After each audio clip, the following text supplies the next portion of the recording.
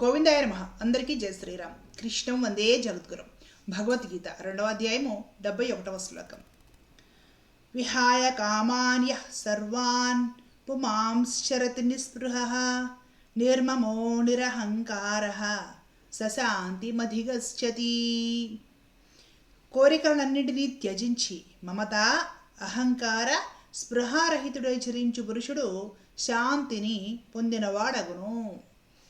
జీవితంలో పరమశాంతిని పొందేదెవరు?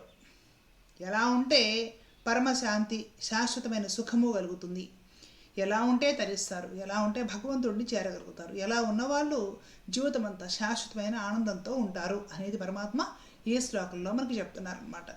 ఏమిటి ఇంతకీ? కోరికలన్నింటినీ త్యజించి కోరికలను విడిచిపెట్టేయాలట. గౌతమ బుద్ధుడు కూడా ఇదే చెప్పాడు, కోరికలు విడిచిపెట్టేయాలి, కోరికలు ఉండకూడదు, కోరికలే దుఃఖానికి మూలం. చాలామంది వినే ఉంటారు. కోరికలను విడిచిపెట్టేసి సంసారంలో చరించడం ఎలాగ సంసారం ఇదాలి? ఇది కావాలని, ఇలా ఉండాలని, అది చెయ్యాలని కోరికలు ఉండాలా ఉండక్కర్లేదా? కోరికలు మొత్తం విడిచిపెట్టేసి ఎలా ఉంటారు?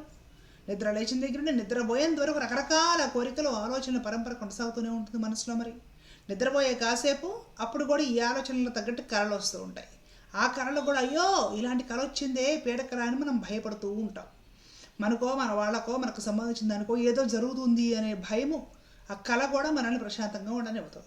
ఆ లెవెల్ కోరికలు ఉంటాయి మరి మనకు. ఆ లెవెల్ ఆలోచనలు 24 గంటలు పరంపరగా ఉంటే, తంపరగా ఉంటే మరి ఎప్పుడు ఈ కోరికలను త్యజించాలి? ఎలా త్యజించాలి?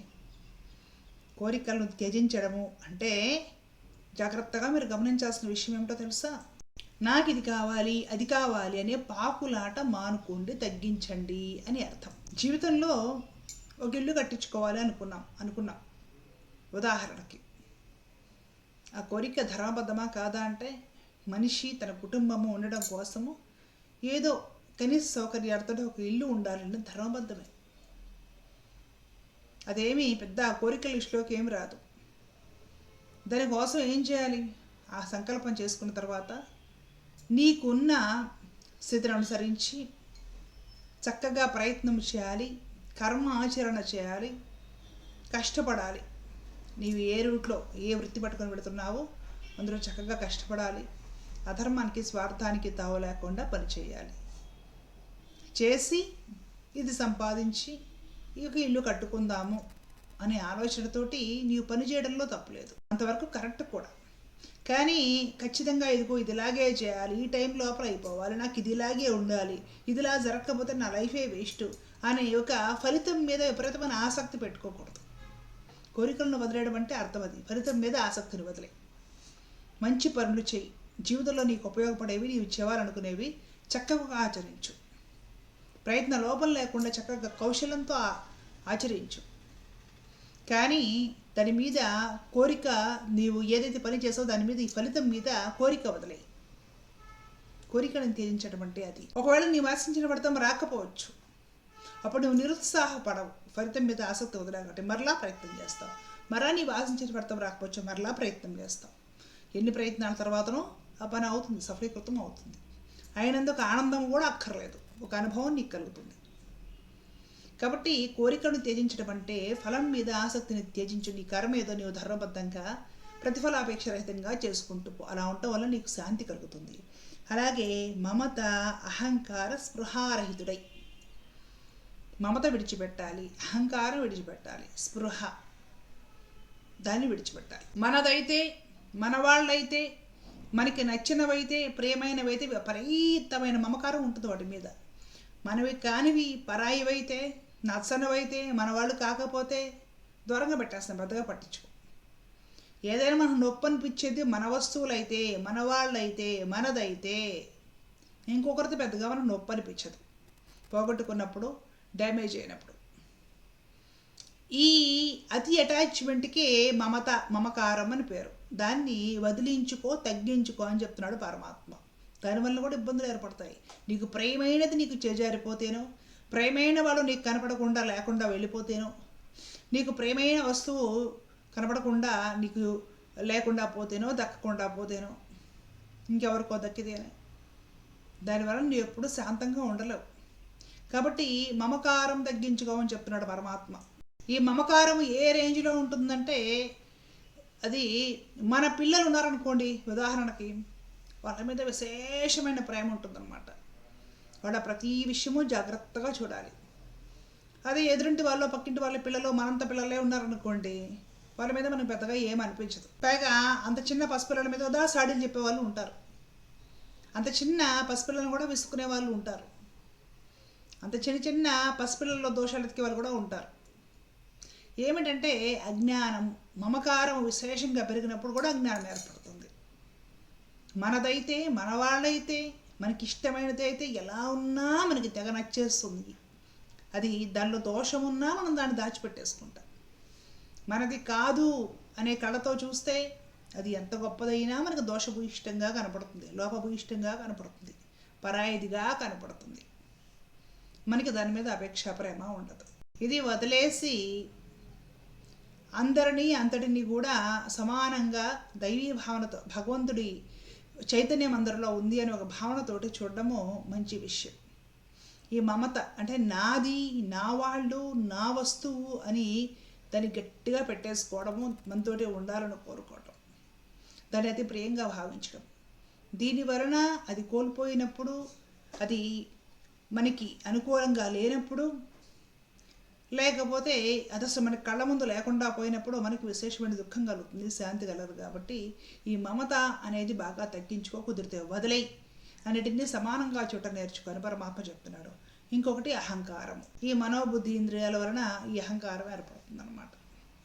ఈ అహంకారానికి కారణం కూడా ఏంటంటే నేను నాది, నేను నాది, నా వాళ్ళు, నా విషయాలు, నా వస్తువులు, నాకు కావాల్సినవి, నేను పొందాల్సినవి, నేను అనుభవించాల్సినవి, నేను నాది. ఇది అహంకారానికి కారణం. అది నేను కాకుండా పోయినప్పుడు, నాది కాకుండా పోయినప్పుడు, నాదనుకున్నది నాకు వ్యతిరేకమైనప్పుడు నీ అహంకారానికి కూడా దెబ్బ పడుతుంది. ఆ రోజు ఒకటి వస్తుంది.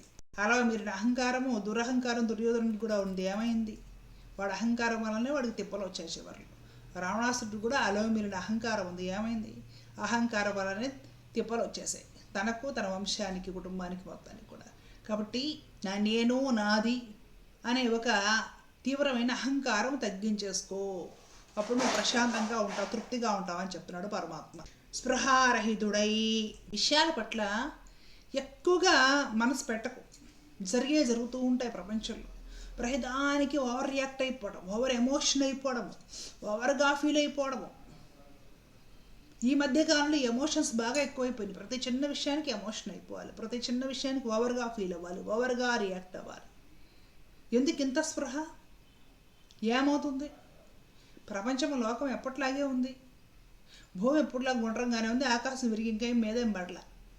చిన్న చిన్న విషయాలకు కూడా అసలు గంభీరంగా ఉండడము, సైలెంట్గా ఉండడము, తీవ్రంగా లోతుగా చక్కటి ఆలోచన చేసి పరిష్కారము వెతకడము ఇవేమి లేవు. ప్రతి విషయానికి ఓవర్గా రియాక్ట్ అయిపోవాలి, ప్రతి విషయానికి గుండెలు బాదుకోవాలి, ఆవేశపడిపోవాలి, ఆవేదన పడిపోవాలి, ఎమోషన్ అయిపోవాలి, ఫీల్ అయిపోవాలి.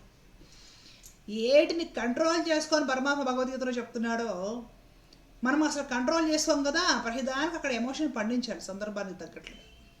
ఈ టీవీ సీరియల్స్, సినిమాలు బాగా పెచ్చు పెరిగిపోయాక ఈ ఎమోషన్స్ కంట్రోల్ చేసుకోవడం అనేది అసలు లేకుండానే పోయింది. పైగా అది చేస్తున్నాం అనమాట. స్పృహారహితుడిగా ఉండని చెప్తున్నాడు పరమాత్ముడు ఇక్కడ. అంటే ప్రతీది కూడా అతిగా ఆలోచించి, అతిగా ఓవర్గా రియాక్ట్ అయిపోయి, అతిగా పూసుకొని ప్రతీది అతిగా చేసేయకు. నీ కంట్రోల్లో నువ్వు ఉండి జరుగుతూ ఉంటాయి. నీ పనేత నువ్వు చేసి నిమిత్త మాత్రుడుగా ఊరుకో. నువ్వు అతిగా రియాక్ట్ అయితే ఏమవుతుందంటే దానివల్ల కూడా దుఃఖమే కలుగుతుంది. కాబట్టి పరమాత్మ చెప్తున్నాడు, మమత విడిచిపెట్టు, అహంకారం విడిచిపెట్టు, స్పృహ విడిచిపెట్టు.